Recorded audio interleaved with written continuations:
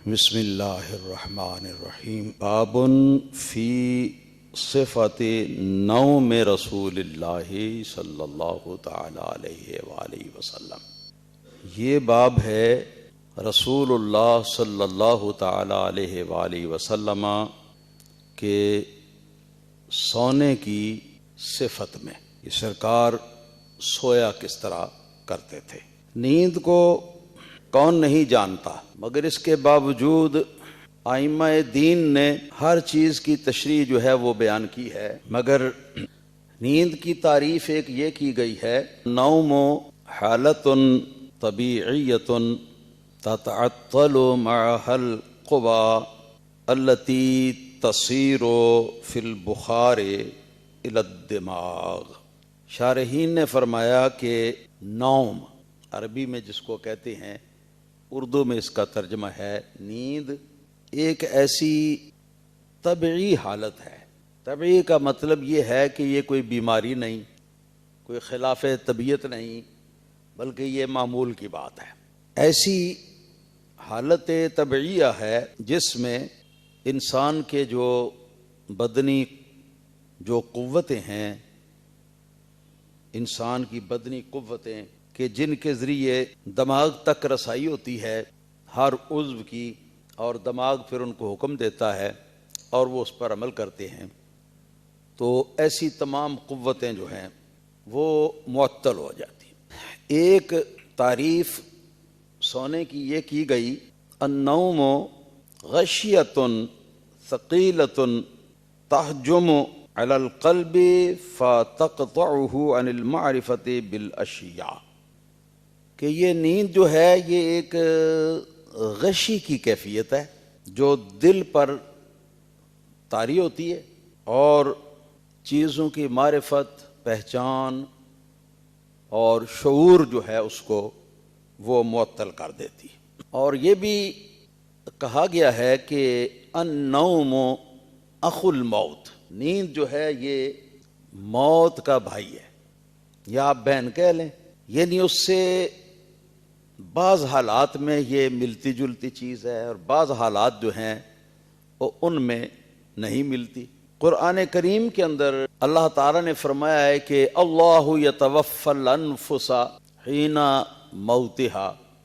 کہ اللہ تعالیٰ نفس انسانی کو نکال لیتا ہے، نفس انسانی کو قبض فرما لیتا ہے، حین موتہا، آدمی کی موت کے وقت۔ پھر آگے چل کر فرمایا ہے ومنامہا، اور جب آدمی سو جاتا ہے تو اس وقت بھی اللہ پاک آدمی کی جان کو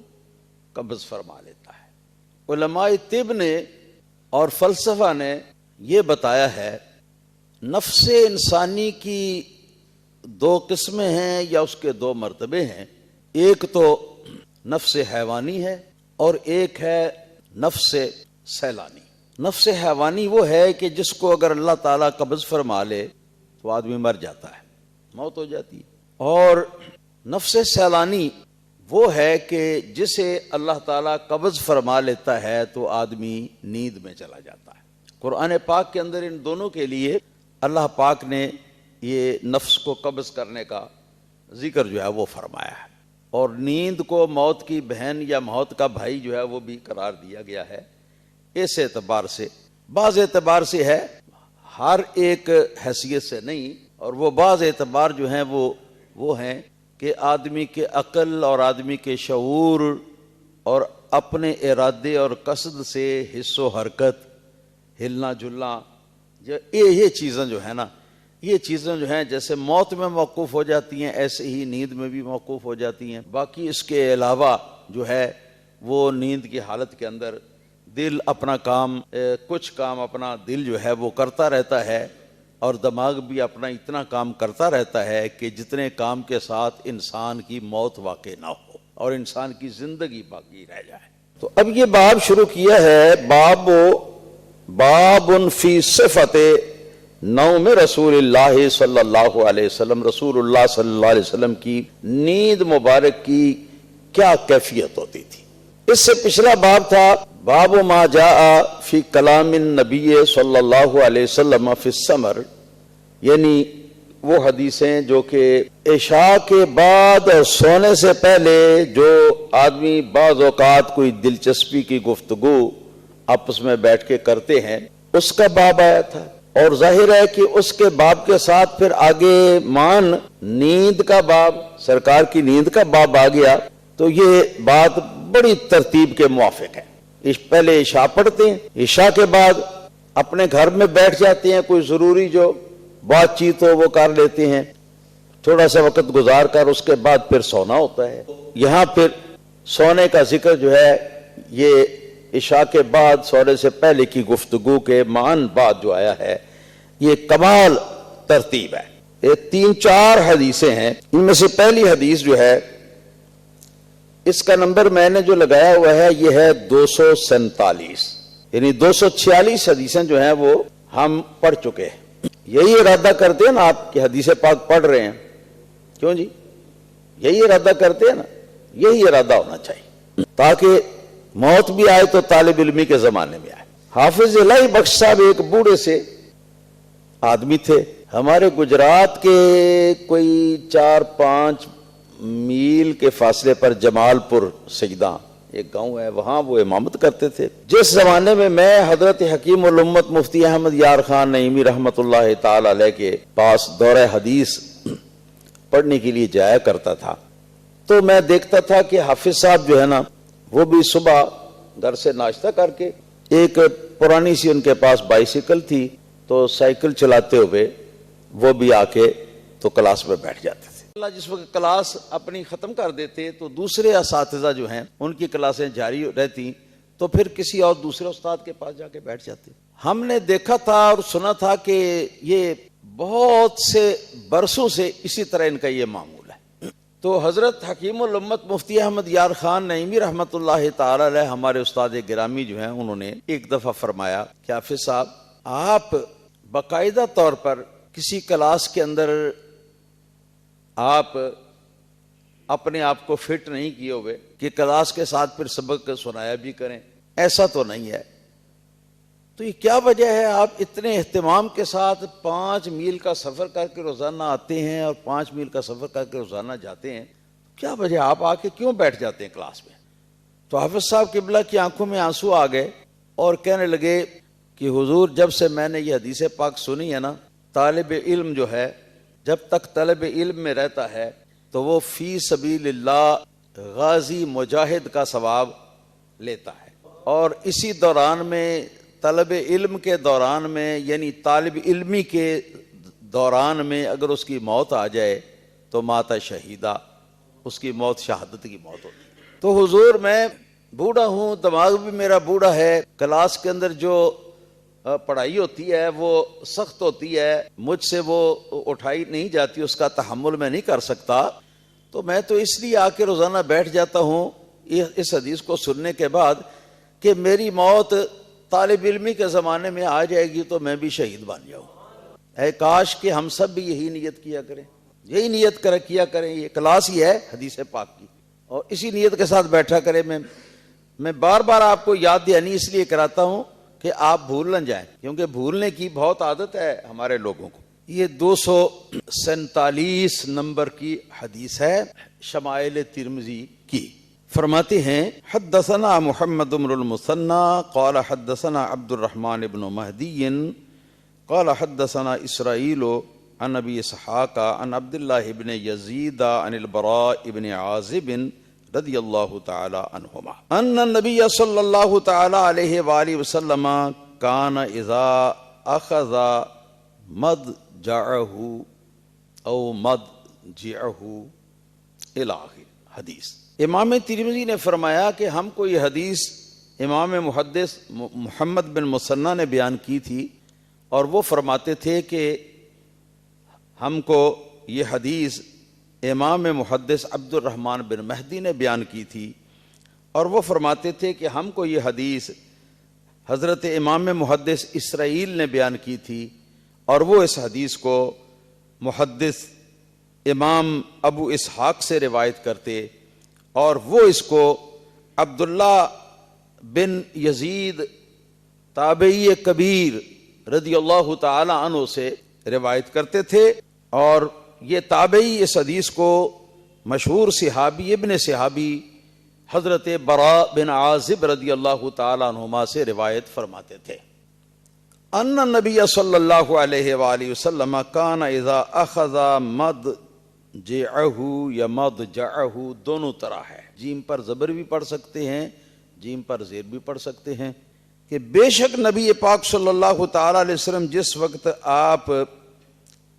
بستر پر تشریف لے جاتے، ظاہر ہے سونے کا ارادہ فرماتے، اور اسی مقصد کے لیے سرکار بستر پر جب تشریف لے جاتے تو پھر کیا کرتے، وضع کفہ الیمین تحت خدہ الایمن، تو سرکار اپنی دائیں ہتھیلی، یہ ہتھیلی ہے، یہ ہتھیلی، دائیں ہتھیلی اپنے دائیں رخسار مبارک کے نیچے رکھتے، اپنے رخسار مبارک کے نیچے رکھتے، اور اس طرح نبی کریم صلی اللہ تعالی علیہ وآلہ وسلم سو جاتے۔ فرمایا وقال رب قنی عذابک یوم تبعث عبادک، اس طرح ہاتھ کی ہتھیلی پر اپنا رخسار مبارک رکھ کر تو جس وقت سرکار سونے لگتے تو آپ یہ دعا عرض کرتے اللہ تعالیٰ کی بارگاہ میں کہ اے میرے رب مجھے اپنے عذاب سے محفوظ رکھنا جس دن تو اپنے بندوں کو دوبارہ اٹھائے گا۔ دوبارہ اٹھانے سے مراد میدان محشر ہے۔ یہاں پر حدیث کے الفاظ تو پورے ہو گئے، اب سوال یہ ہے کہ سرکار دائیں ہاتھ کی ہتھیلی کو اپنے دائیں رخسار کے نیچے آپ اس طرح کر کے تو یہ یوں لیٹتے، کیوں بائیں ہاتھ کی ہتھیلی پر کیوں نہیں لیٹتے تھے؟ اس کی بظاہر دو وجہیں کو محدثین نے جن کو بیان کیا ہے، اور وہ وجہیں یہ ہیں، نمبر ایک، حضور نبی کریم صلی اللہ تعالی علیہ وآلہ وسلم کا معمول مبارک تھا اور سرکار کی پسند مبارک تھی کہ آپ اپنا ہر کام جو ہے جائز کام یا اچھا کام آپ دائیں طرف سے شروع فرماتے تھے۔ ان رسول اللہ صلی اللہ تعالی علیہ وآلہ وسلم کان یحب التیامن فی کل شیء، ہر کام میں رسول اللہ صلی اللہ تعالی علیہ وسلم دائیں سائیڈ جو ہے نا اس سے شروع فرمانا پسند فرماتے تھے، تو اس لیے دائیں ہاتھ۔ اس کی ایک تو وجہ یہ ہے کہ سرکار کی عادت مبارکہ کے مطابق پسندیدگی اسی میں تھی حضور کی، اور دوسری اس کی وجہ جو ہے وہ یہ ہے، بائیں طرف اگر لیٹتے ہیں بائیں ہاتھ رکھ کر اس کے اوپر اپنا رخسار رکھ کر، اس کا نتیجہ یہ ہوتا ہے کہ دل بالکل نیچے چلا جاتا ہے، حالانکہ وہ یہاں اس طرح لٹکا ہوا ہے نا، اس طرح لٹکا ہوا ہے وہ، تو اوپر سے وہ ہمارے جسم کے ساتھ وہ لٹک رہا ہے، نیچے سے آزاد ہے، تو جب ہم ایسے لیٹیں گے تو دل جو ہے وہ نیچے آ جائے گا، اور نیچے آ جائے گا دل، اور دل کے نیچے آنے کے ساتھ ساتھ پھر یہ ہوگا کہ جسم کے جو اندرونی اعضاء ہیں، اعصاب، عضلات، پھیپھڑے اور جو کچھ بھی اندر ہے، یہ سب بھی الٹ کر دل کے اوپر آ جاتا ہے۔ جی، اس کا نتیجہ کیا نکلتا ہے؟ اس کا نتیجہ یہ نکلتا ہے کہ یہ سارا کچھ ہونے کے ساتھ ساتھ دل کے اوپر گویا کہ ایک اچھا خاصا پردہ پڑ جاتا ہے۔ جی، اچھا خاصا ان مواد کا جو کہ اوپر والے اعضاء کی وجہ سے، پھیپھڑوں وغیرہ کی وجہ سے دل کے اوپر جو ہے وہ پڑتا ہے، تو دل کے اوپر ایک تہ جو ہے وہ گویا کہ یہ چڑھ جاتی ہے، اور اس تہ کے چڑھنے کے بعد دل جو ہے وہ کافی حد تک جو ہے نا وہ دل کی آزادی جو ہے وہ کم ہوتی ہے، اور دل کے اوپر یہ پردہ جو ہے یہ چھا جاتا ہے، اور اس پردے کی وجہ سے اور اوپر سے جو کچھ بھی پڑا ہے اس کی وجہ سے دل جو ہے نا وہ بہت، اس کا احساس جو ہے وہ بہت دور تک پیچھے چلا جاتا ہے۔ پھر جب نیند آتی ہے تو پھر ایسی نیند آتی ہے کہ بڑی مشکل سے آدمی جاگ سکتا ہے، آسانی سے آدمی جاگتا نہیں۔ اور اگر دائیں طرف اس طرح سو جائیں تو دل آزاد رہتا ہے، کیونکہ دل اوپر کی طرف رہتا ہے. اب کچھ بھی مواد دل کے اس طرف کوئی اعضاء نہیں ہے کہ جن کی طرف سے مواد جو ہے وہ دل کے اوپر آ کر تو دل کو بالکل وہ کیا کہنا چاہیے مبہوت کر دے اور دل کے اوپر ایک جو ہے وہ پردہ طاری کر دے، اور دل جو ہے نا وہ اپنی اصل حالت کے اندر رہتا ہے. اور جب اصل حالت کے اندر دل رہتا ہے تو اس سے نیند جو آتی ہے اس سے بدن کو جس آرام کی ضرورت ہوتی ہے وہ آرام بھی مل جاتا ہے اور آدمی کو جاگ بھی آسانی سے آ جاتی ہے. یہ طبی لحاظ سے یہ فرق ہے دائیں طرف اس طرح لیٹنے میں اور اس طرف لیٹنے میں. نیند کا غلبہ بے ہوشی کی حد تک جو ہے نا وہ پھر چلا جاتا ہے جب اس طرف آتے ہیں، اور اس طرف آتے ہیں تو نہیں ہوتا ایسا. پھر اس پر میں یہ اعتراض کر سکتا ہوں، آپ بھی کر سکتے ہیں کہ آپ نے سنا ہوا نہیں ہے، کئی بار صحیح بخاری کی حدیث ہے کہ سرکار دو عالم صلی اللہ تعالی علیہ وسلم سحری کے وقت سوئے، یہاں تک کہ خراٹے، سونے کے وقت خراٹے آتے ہیں نا، تو وہ خراٹے لیے سرکار نے، اس حد تک سوئے. اتنے میں بلال رضی اللہ تعالیٰ عنہ آئے اور انہوں نے آ کے سرکار کو صحابہ کرام کے نماز کے لیے جمع ہو جانے کے بارے میں عرض کیا کہ حضور صحابہ جمع ہو گئے ہیں، حضور تشریف لائیں نماز پڑھائیں. تو سرکار اٹھے اور اسی طرح سرکار نے جا کے تو نماز پڑھا دی. یاد ہے نا یہ حدیث، کئی بار میں نے بیان کی ہے. واپس آئے تو حضرت عائشہ صدیقہ رضی اللہ تعالیٰ عنہا نے عرض کیا کہ حضور میرے ماں باپ آپ کے قربان، ہمیں تو آپ یہ بتاتے ہیں کہ سونے سے نیند جو آتی ہے اس کی وجہ سے وضو ٹوٹ جاتا ہے، وضو نئے سرے سے کرنا چاہیے سو کے آدمی اٹھے. اور حضور میں نے آپ کو دیکھا کہ آپ سوئے اور اس حد تک سوئے کہ آپ کو خراٹے آنے شروع ہوئے. جی خراٹے لے کر آپ سوئے، لیکن اس کے باوجود آپ اٹھے ہیں اور وضو بھی نہیں فرمایا اور جا کے نماز بھی پڑھا دی ہے لوگوں کو. تو نبی پاک صلی اللہ تعالی علیہ وسلم نے ارشاد فرمایا کہ ان عینا یتنامان ولا ینام قلبی، کہ میں جب سوتا ہوں تو میری آنکھیں سوتی ہیں اور میرا دل جاگتا رہتا ہے. آنکھیں سوتی رہتی ہیں اور دل جاگتا رہتا ہے. کیا مطلب؟ دل کا جو شعور ہے جو جاگنے کی حالت میں ہر شخص کو ہے باقی ہوتا ہے، تو ویسا ہی شعور میرے دل کے اندر، میرے دماغ کے اندر جو ہے وہ میرے سونے کے بعد بھی باقی رہتا ہے. سونے کو وضو ٹوٹنے کی وجہ اس لیے بنایا کہ جب آدمی سو جاتا ہے جسم کے سارے تنابیں جو ہیں وہ ڈھیلی ہو جاتی ہیں. اب جو خاص طور پر معدے سے ہوا بعض اوقات جو نکلتی ہے تو اس کو جہاں اس کے نکلنے کا مقام ہے جسم میں، تو وہاں پر یعنی وہ کیا کہنا چاہیے، میں یوں آسانی کے لیے کہتا ہوں کہ وہاں پر اللہ پاک نے گیٹس بنائے ہوئے ہیں. تو وہ گیٹس جو ہے نا وہ طبیعت تو ان کی طرف متوجہ ہوتی ہے اور طبیعت جو ہے نا ان گیٹس کو ٹائٹ کر دیتی ہے. ہاں جی، اب آدمی کی مرضی کے بغیر کوئی چیز باہر نہیں نکل سکتی. یہ وجہ آپ کو پیشاب آ جائے، پخانہ آ جائے، تو جب تک آپ جا کے وہاں بیٹھ نہ جائیں اور اس کے لیے اپنے آپ کو تیار نہ کر لیں تو اس وقت تک نکلتا نہیں ہے. ہاں جی، کیونکہ طبیعت جو ہے نا اس کو ان گیٹس کے ذریعے سے ٹائٹ کر کے روک کے رکھتی. تو یہی گیٹس جو ہیں یہ ہوا کے نکلنے کے مقام پر بھی موجود ہیں. تو جب آدمی سو جاتا ہے ایک قسم کی بے ہوشی ہو جاتی ہے تو یہ گیٹس وغیرہ جو ہے نا یہ بھی بالکل یہ بھی سو جاتی ہیں، یہ بھی ڈھیلے ہو جاتے ہیں. اور جب یہ ڈھیلے ہو جاتے ہیں تو اس وقت اگر ری خارج ہو جائے جی تو اس کے نکلنے کا امکان تو ہے نا کہ اب دروازہ جو ہے وہ زور سے بند نہیں ہے، آرام سے وہ ری نکل سکتی ہے. لیکن اس کا پتہ کسے چلے گا کہ آدمی تو سویا ہوا ہے، سوئے ہونے میں غفلت ہوتی ہے، اس لیے آدمی اس کی خبر نہیں رکھ سکتا. تاکہ یہ ہو کہ اگر تو اس کو خبر ہوتی تو پھر تو اگر اس کو یہ پتہ چلتا کہ سونے کے دوران میری ہوا خارج نہیں ہوئی تو تب اس کا وضو کہا جاتا کہ نہیں ٹوٹا. اور اس کو اگر یہ پتہ ہوتا سونے کی حالت میں کہ میری ریح جو ہے وہ نکلی ہے، ہاں جی، تو حکم لگایا جاتا کہ اب تیرا وضو ٹوٹ گیا ہے. مگر ریح کے نکلنے کا تو اب پتہ ہی کوئی نہیں اور چانس موجود ہیں، ہاں جی، رکاوٹ جو ہے وہ ہے کوئی نہیں، اس وجہ سے وضو ٹوٹتا ہے. سرکار علیہ الصلوۃ والسلام نے ارشاد فرمایا کہ میری آنکھیں سو جاتی ہیں، دل میرا، دماغ میرا جاگتا رہتا ہے اور باشعور رہتا ہے، صاحب علم رہتا ہے،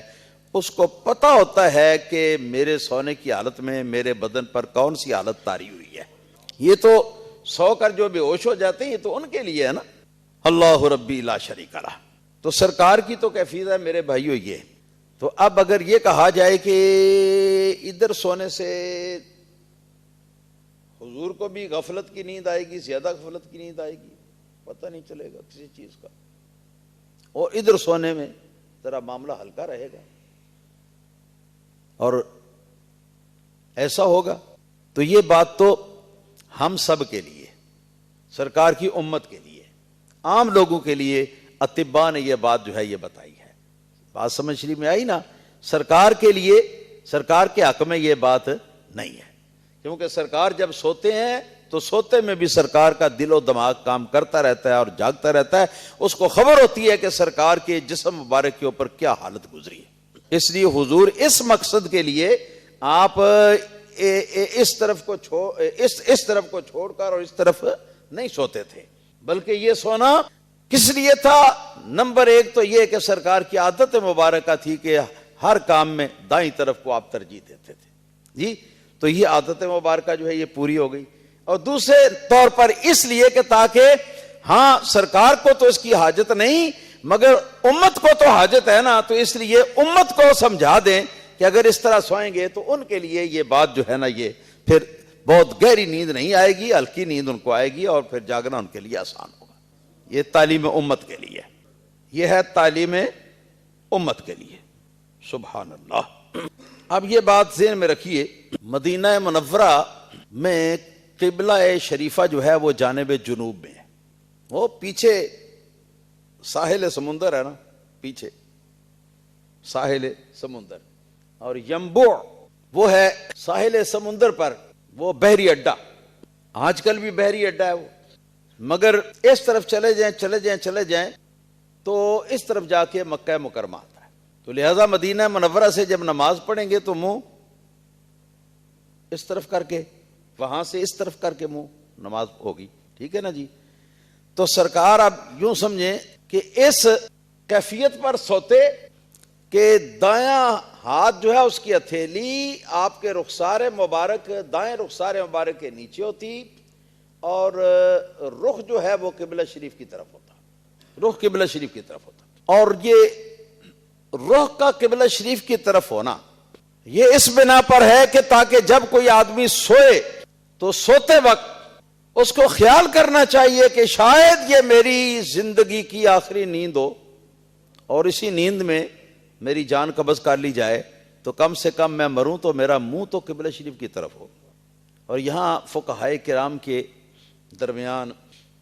عام فقہا کا تو یہی کہنا ہے کہ میت جو ہے نا اس کو سیدھا لٹایا جائے، سیدھا، اور اس کا منہ جو ہے نا اس کو گردن کو موڑ کر اس کے چہرے کو قبلہ کی طرف کیا جائے۔ یہ عامت الفقہا کا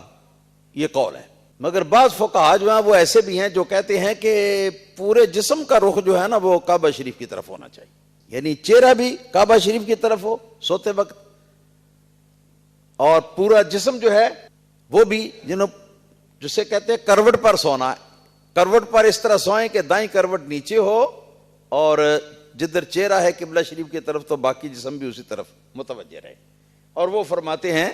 کہ میت کو بھی اسی طرح لٹانا چاہیے۔ یہ قول مفتہ بہی نہیں ہے،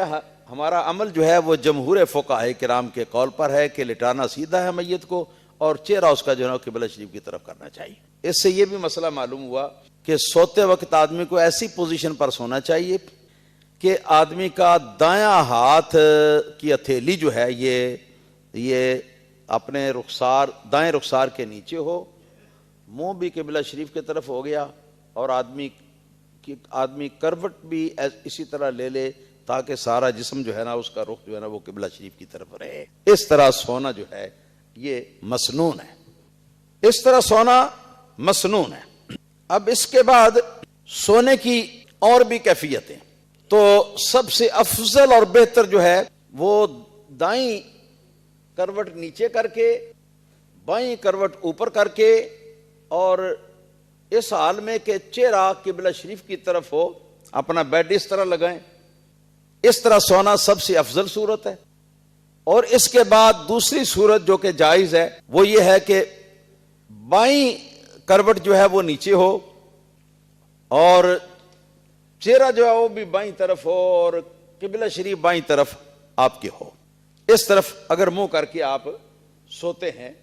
اور پھر چاہے بعض اوقات قبلہ شریف کی طرف منہ نہ بھی رہے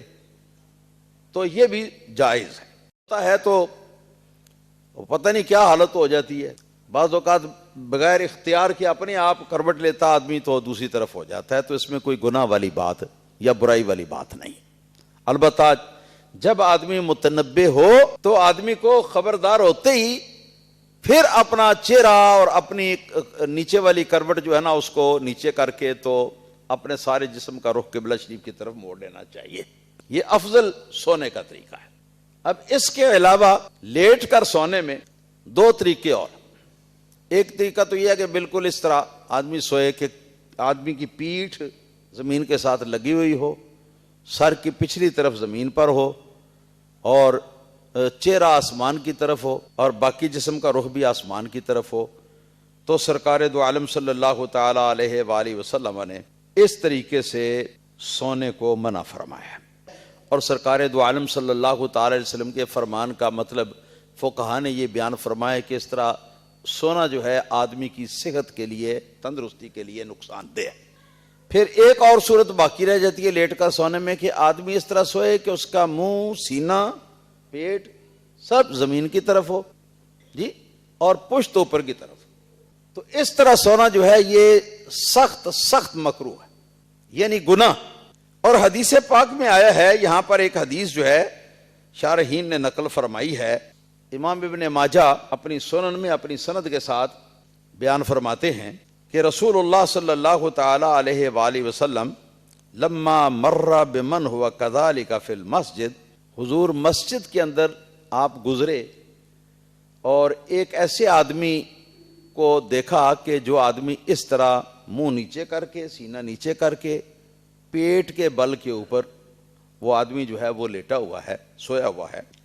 تو رسول اللہ صلی اللہ تعالی علیہ وآلہ وسلم نے کیا کیا؟ ضربہ برجلہ، سرکار نے اپنا پاؤں مبارک اس کو مارا، ہلایا پاؤں مبارک سے، متنبہ کیا اور متنبہ کر کے ارشاد فرمایا کہ قم، اٹھو، فإنها نومۃ جہنمیۃ، اس لیے کہ یہ جہنمی سونا ہے۔ تو اس طرح سونے سے مکمل طور پر اجتناب کرنا چاہیے، اس کے بعض طبی وجوہات بھی ہیں۔ اس طرح سونا جو ہے وہ ممنوع ہے۔ ائمہ کرام نے احادیث کی روشنی میں یہ بھی لکھا ہے کہ سرکار دو عالم صلی اللہ تعالی علیہ وآلہ وسلم بعض اوقات ایک گدا جو ہے نیچے بچھوا کر اس کے اوپر آپ بعض اوقات آپ آرام فرماتے تھے، اور یہ گدا جو ہے یہ ہوتا چمڑے کا، یعنی چمڑے کا اس کا غلاف ہوتا اور اس کے اندر کھجور کی چھال، جی کھجور کے درخت کی جو کیا نام ہے وہ سخت جو اس کی شاخوں کا مڈ ہوتا ہے، وہ اس کو جب چھیل دیا جائے تو اس کے نیچے سے پھر ایک سفید رنگ کا نا وہ جس طرح دیار کا بورا ہوتا ہے اس طرح کا بورا اترتا ہے اگر آدمی چھیلتا جائے تو، اس کو کہتے ہیں بور۔ یہ اس کے اندر بھرا ہوا ہوتا ہے، کبھی اس پر سرکار لیٹتے اور کبھی سرکار دو عالم صلی اللہ تعالی علیہ وسلم کھجور کے پتوں سے بنائی گئی چٹائی کے اوپر لیٹتے۔ سیدنا عمر فاروق اعظم رضی اللہ تعالیٰ عنہ ایسے ہی حالت میں ایک مرتبہ حاضر ہوئے، سرکار دو عالم صلی اللہ تعالی علیہ وسلم کھجور کی پتوں کی چٹائی کے اوپر سرکار لیٹے ہوئے تھے اور قمیص مبارک آپ نے اتاری ہوئی تھی۔ تو فاروق اعظم کی آمد پر حضور ان کے لیے اٹھ کے بیٹھے، تو جب انہوں نے دیکھا کہ سرکار کے جسم مبارک پر، کروٹوں پر اور پیچھے بھی وہ کھجور کے پتوں کے نشان جو ہے نا، وہ جیسے چٹائی ہے نا اس کے نشان بنے ہوئے، تو آپ نے رونا شروع کیا اور رو کر عرض کیا کہ یا رسول اللہ صلی اللہ تعالی علیہ وسلم، یہ دنیا کے کتے قیصر و کسریٰ جو ہیں جب وہ آرام کرتے ہیں یا سوتے ہیں تو ان کے لیے نرم اور آرام دہ گدے جو ہیں وہ تیار کر کے نیچے رکھے جاتے ہیں، اور میرے آقا حضور اس طرح کھجور کی چٹائی کے اوپر آپ لیٹ گئے ہیں کہ اس کھجور کے چٹائی کے پتوں کے نشانات آپ کے جسم کے اوپر پرنٹ ہو گئے ہیں. حضور آپ ہمیں اجازت دیں تاکہ ہم 2-4 آدمی مل کر تو سرکار کے لیے ایک ویسا تخت بنائیں, ایسا گدا بنائیں, ایسے آرام دہ ایک بیڈ بنائیں جس طرح کیسر و کسرا کا ہوتا ہے, اس سے بھی زیادہ آرام دہ, اور آپ اس پر آرام فرمایا کریں. سرکار دو عالم صلی اللہ علیہ وسلم سنتے رہے. سن کر جب فارغ ہوئے تو سرکار نے فرمایا کہ بس اے عمر, بات پوری ہو گئی. عرض کیا کہ حضور اجازت فرمائیے, ہم سے یہ گوارا نہیں ہوتا. سرکار نے صرف اتنا ارشاد فرمایا کہ اما ترضا یا عمر ان تکون لہم الدنیا ولن الآخرہ, کیا عمر کیا تم خوش نہیں ہو کہ دنیا ان کے لیے رہے, ہمارے لیے آخرت ہو؟ کیا اس پر خوش نہیں ہو کہ آخرت کی نعمتیں ہمارے لیے اور دنیا ان لوگوں کے لیے؟ اس سے آپ کو اندازہ ہونا چاہیے کہ سرکار دو عالم صلی اللہ علیہ وسلم کی زندگی مبارک کتنی بے تکلف تھی, ہے جی, اور کتنی اس قسم کے تکلفات ہیں ان سے کس قدر پاک تھی. پھر لکھا ہے کہ سرکار دو عالم صلی اللہ علیہ وسلم تیسرے نمبر پر جس چیز پر آپ لیٹتے تھے تو وہ ایک کپڑے کی دور تھی. دور ہوتی ہے نا کپڑے کی دور تھی, جسے عام طور پر لوگ جو ہے نا وہ گرمیوں میں استعمال کرتے تھے جب مکان کی چھت پر سوتے تھے یا سین میں سوتے تھے. آج کل تو حالات ہی بدل گئے. تو وہ ایک دور تھی اور وہ بھی سخت کپڑے کی, سخت کپڑا ایسا کہ جو چبھنے والا تھا. اسے نیچے بچھایا جاتا, سرکار اس کے اوپر آرام فرماتے, لیٹ جاتے اس کے اوپر. چوتھے نمبر پہ محدثین نے یہ لکھا ہے کہ نبی کریم صلی اللہ علیہ وسلم کا یہ سونا چمڑے کے گدے کے اوپر کہ حشو اللیف, کہ جس کے اندر کھجور کی چھال جو ہے وہ بھری ہوئی ہوتی, اس کے اوپر سرکار آرام فرماتے, یا پھر سرکار دو عالم صلی اللہ علیہ وسلم کھجور کی چٹائی کے اوپر آرام فرماتے, اور یا پھر تیسری صورت یہ ہے کہ اس طرح کی دور کے اوپر کہ جو سخت اور چبھنے والے کپڑے کی بنی ہوتی, موٹے کپڑے کی بنی ہوتی. فقہا نے یہ لکھا ہے کہ وہ یا تو وہ اون کا ہوتا اور یا جانوروں کے بالوں کا بنا ہوا ہوتا. لوئی جیسے ہمارے یہاں ہوتی ہے, جیسے ٹاٹ ہوتا ہے, اس طرح کی چیزیں اس کے اوپر سوتے. 3 اور چوتھے نمبر پہ سرکار کا سونا صرف زمین کے اوپر, صرف زمین کے اوپر سرکار. گھر میں سرکار دو عالم صلی اللہ تعالی علیہ وسلم اگر اس ہاتھ کے اوپر سر رکھ کے تو آپ سوتے تو بسا اوقات آپ کے ہاتھ کے نیچے تکیہ ہوتا, اور بسا اوقات یہ ہاتھ کے نیچے تکیہ بھی نہ ہوتا, بلکہ ہاتھ کے نیچے کوئی چیز گھر میں جو اس طرح کی بنی ہوتی کہ ہاتھ کے نیچے اس کو رکھ سکتے ہیں. اور بعض اوقات کچی اینٹ جو ہے نا وہ بھی سر کے نیچے رکھ کر سرکار کا اس طرح سونا جو ہے وہ بھی ثابت ہے. یہ ہے دو جہان کے والی کا سونا. تو اندازہ فرمائیے میری آقا کریم صلی اللہ تعالی علیہ وآلہ وسلم آپ کے اندر کس قدر سادگی تھی, اور یہ سادگی اور یہ غریبی اور یہ فقیری سرکار نے اللہ پاک سے مانگ کے لی ہوئی تھی. اسی لیے اس میں سرکار فخر کرتے تھے, اور اس لیے کرتے تھے تاکہ سرکار کی امت کے جو, آپ کو پتا تھا میری امت کے زیادہ لوگ غریب ہوں گے, تو تاکہ ان کے لیے حوصلے کا باعث ہو.